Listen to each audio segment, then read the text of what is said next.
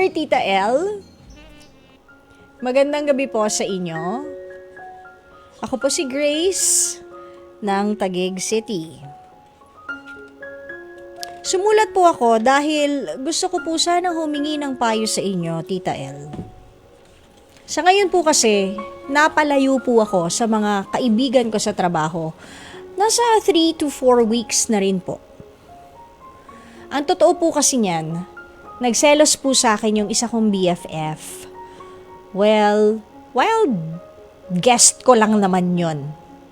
As in, guest talaga. Wild guest ko lang naman yon. Ganito po kasi yon. Nagkataon na pareho po kami ng nagugustuhang katrabaho. Pero ito po kasing si Guy, napapalapit sa akin lately. Bago kami nagkatampuhan ng BFF ko at ng iba pa naming mga kaibigan na lahat, siya ang sinasamahan. Hindi ko naman po yun pinlano or what. Pero nagulat na nga lang din po ako noon. Actually, tuwing hinahanap ako ni Guy sa kanila. At nag-request pa nga raw ng change of schedule na same sa shift ko. Balita lang sa akin nung aming TL dati. Yun na rin po yung simula nang mapansin kong hindi na ako sinasamahan ng mga kaibigan ko. Kahit yung GC namin sa Messenger, hindi na rin po active, which is nakakapanibago po talaga. Sinubukan ko po silang kausapin, pero ang sabi lang po nila sa akin, wala naman daw po kaming problema. Baka hindi lang daw talaga nagtutugma yung mga schedule namin. Si BFF ko po, tahimik lang that time. Kahit siya naman directly yung una kong tinanong dahil bothered na po ako talaga. Sa kabilang banda, hindi ko rin naman po iniwasan si Guy kasi nakakahiya naman. Wala naman po siyang ginagawang masama. Although nararamdaman ko naman din po talaga na parang more than friendly talaga siya sa akin kumpara sa treatment niya sa ibang mga katrabaho namin. Pero Tita El, mali po ba ako na hinayaan kong mapalapit sa akin yung Guy kahit hindi yun okay sa best friend ko?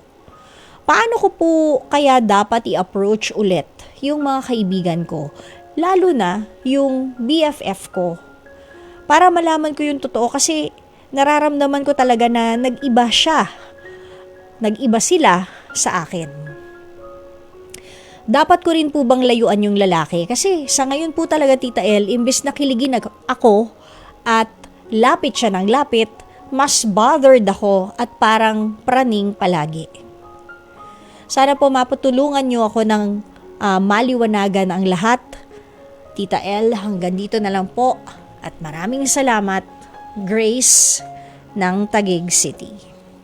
Okay Grace, balik tayo sa first part ng story mo. Does it say na both of you like the same guy? Yes.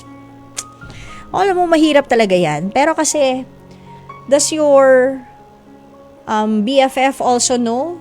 'Di ba? Alam ni BFF na pareho kayo na may crush dito kay Boylet, 'di ba? Kaya siguro, nagbago yung atmosphere nung nakikita nila na mas bet kayata ni Guy.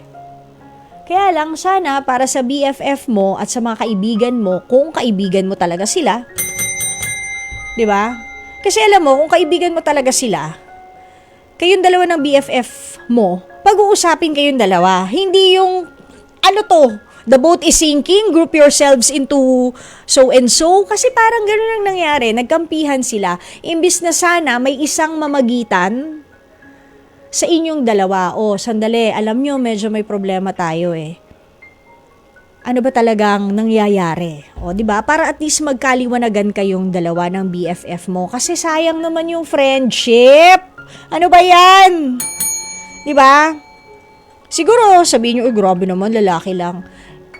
Kasi bakit nyo ginagawang prize? Ba't nyo ginagawang prize si kuya? Trophy? May the best woman win? Hindi naman ganun, di ba? Bukod sa crush mo lang naman, o crush nyo pareho, itong si Boylet, siguro dapat hindi natin ginagawang trophy or hindi natin dapat iniisip na just because he seems to like you over your BFF, hindi ka na dapat pansinin. Talikuran ka na nila na feeling niya tinraidor mo siya kasi mag-BFF kayo. Nasa na ba yung boundaries dito ng, uy, teka, crush lang naman sana nga kasi nung una eh. Alam mo yon, yung pang-inspiration lang, pagpapasok ka sa work kasi nakikita mo ang linis na tingnan, ang pogi, ang ganda ng ngiti niya, inspiration lang. Nagkaroon lang ng bonus dun eh, na gusto rin pala niya ako. Sayang kasi yung friendship nyo, sana mag-usap kayo. Kung talagang nababothered ka. Pero alam mo, never ever tell this guy that your best friend also likes him. You know why? Wow! Ang hawa ng bigote ni kuya pag nagkataon. Di ba? Talagang ang ending niyan, kayo ang magiging trophy ni kuya. Grabe, ang pogi. Pinagkaguluhan ng mag-BFF. Tapos mag-aaway sila ngayon. Wow, ang pogi-pogi ko. Sobra talaga appeal ko. Ganon di ba? Parang ganon yung dating. So, whatever happens, huwag mong sasabihin dito kay Boylet na alam mo, inaaway kami ni or nag-away kami ni ganyan kasi bla bla bla. Wag. Remain it as a secret ng grupo ninyo at ng BFF mo kesa sa idamay mo siya kasi he has nothing to do with this. Why? Okay, parehas nyo siyang crush. Pero, hindi naman siya nagpilit at hindi mo rin siya pinilit. 'Di ba? Ang ano nito is, yung actions ni Boylet towards you, ang naging reaction ng BFF mo at ng sinasabi mo na mga kaibigan mo, barkada mo, towards you. So, hindi dapat na sabihin sa kanya. Pero sana nga, magkaayos kayo. Sabihin mo lang siguro na kung ikaw nababothered talaga, kausapin mo rin ng seryoso. Ano ba to? Ano ba tong ginagawa nating dalawa? Diba? Are you just being very friendly with me? O do you have other intentions? Para at least malinaw na. Diba? At the end of the day, nasa sayo rin naman yun kung sasagutin mo siya kung nangliligaw nga siya. Pero, may I just remind you, ito ipaalala lamang, ang hirap kapag nagkaroon ka ng karelasyon na katrabaho mo kasi bukod sa ipagdadasal ng BFF mo na mag-break na kayo sana, buhahaha, charot, bukod sa ganon, ang hirap ng katrabaho mo yung jowa mo, paano kung nag-aaway kayo, apektado trabaho mo, pag nagkasalubong kayo, baka magbangayan kayo, at higit sa lahat, in most workplaces, hindi ba pinagbabawal yun na kung maaari, huwag kang magjowa ng katrabaho mo. So, isipin mo rin yung mga consequences kapag ka naging kayo. Either one must give, magre-resign or what, pero that is another problem. The main problem is, gusto mong manumbalik yung friendship ninyo ng BFF mo at ng sabi mo, mga barkada mo. Sana man lang, yung isa sa mga kaibigan nyo nag-reach out sa inyong dalawa para mapagbati kayo. Yun ang tunay na kaibigan. Maybe you should give it time. Kasi nagtanong ka naman na ng isang beses and you're still bothered. Medyo bigyan mo muna siguro ng ilang linggo before you ask again. Or subukan mo na bang sulatan siya or i-message siya ng personal? Binlock ka na ba niya sa social media? Sana wag.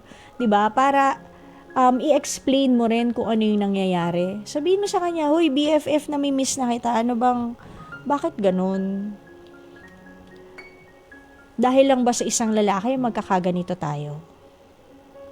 Uy, 'di ba? Sayang yung friendship. So, sana maging okay kayo. Grace ng Taguig City. Sabi nga ng quote sa internet, growing apart doesn't change the fact that for a long time, we grew side by side and our roots will always be tangled.